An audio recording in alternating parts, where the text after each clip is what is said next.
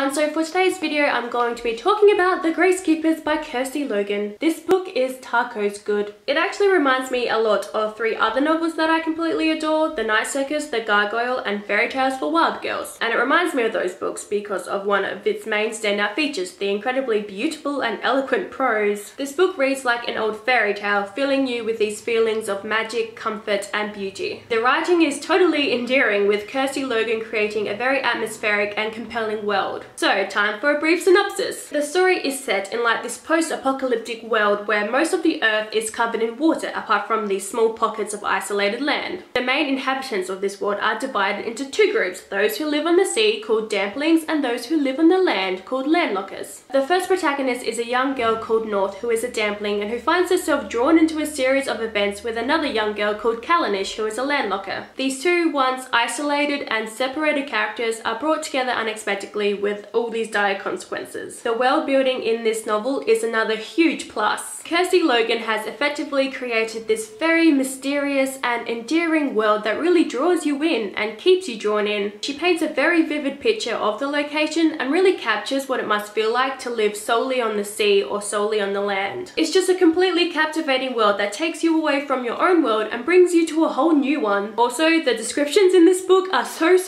good. There's this one paragraph at the beginning of the book where Kirsty Logan is describing this character eating an apple, and oh my god, it is described so intricately and mesmerizingly that I actually went into the kitchen and ate an apple. Now, in terms of downfalls, there were only two things that I wasn't particularly fond of. The first was North's relationship with her bear. She has this huge bear who is her best friend and obviously a huge part of her life, but he doesn't really have much of a personality. He just feels very hollow and one-dimensional, like he's merely an accessory.